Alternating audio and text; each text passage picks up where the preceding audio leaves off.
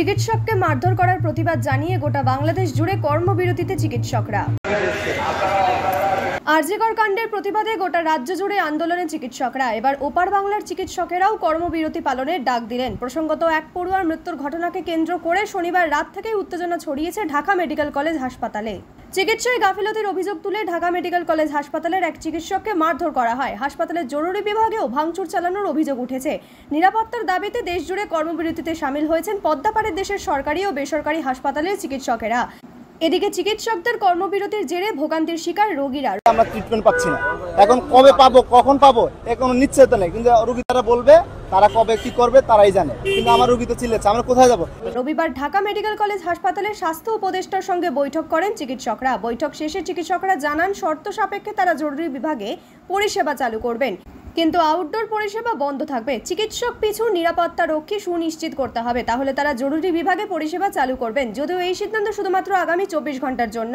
চিকিৎসকদের আরও দাবি, আগামী 24 ঘন্টার মধ্যে অপরাধীকে আইনের আওতায় এনে শাস্তি দিতে হবে, অন্যথায় সোমবার রাত 8টা থেকে কমপ্লিট শাটডাউন কর্মসূচিতে সামিল হবার হুঁশিয়ারি দিয়েছেন আন্দোলনরত চিকিৎসকেরা। রেসিডেন্ট হিসেবে ঢাকা মেডিকেল কলেজে কর্মরত আছি। আমাদের যে ডক্টরদের কর্মবিরতিতে আমরা গিয়েছিলাম এবং আমাদের এখানে উপদেষ্টা মহোদয় এসেছিলেন এবং তার সাথে আমরা আজ 1 সেপ্টেম্বর ঢাকা মেডিকেল কলেজ হাসপাতালে স্বাস্থ্য উপদেষ্টার সাথে মিটিংয়ে যখন সারা দেশে জরুরি সেবা চালুর জন্য নিরাপত্তা চাওয়া হয়, তখন তিনি শুধুমাত্র বিভাগীয় হাসপাতালগুলোতে নিরাপত্তা দেওয়ার মতো জনবল আছে বলে জানান। তাই বিভাগীয় হাসপাতালগুলোতে 1:1, আমি আবার বলছি, একজন ডক্টর একজন সিকিউরিটি ফোর্সের সদস্য, সেটা হয়তোবা আর্মি হতে পারে, সেটা হয়তোবা পুলিশ হতে পারে।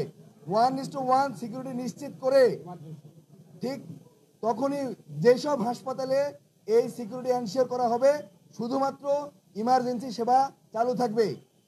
কোনো ধরনের রুটিন সেবা, আউটডোর সেবা চালু থাকবে না, শুধুমাত্র ইমার্জেন্সি অপারেশন হবে। 1:1 যে কয়জন ডক্টর কর্তব্যরত থাকবেন ঠিক সেই কয়জন সিকিউরিটি ফোর্সের সদস্য যদি থাকে, যেই সব হাসপাতালগুলোতে, যেই সব মেডিকেল কলেজগুলোতে এই পরিমাণ জনশক্তি আমাদেরকে সিকিউরিটি দিতে পারবে, এই শর্তে আমরা ইমার্জেন্সি সেবা চালু করব। যতক্ষণ পর্যন্ত না এই সিকিউরিটি এনশিওর করা হবে ততক্ষণ পর্যন্ত আমরা ইমার্জেন্সি সেবা চালু করব না।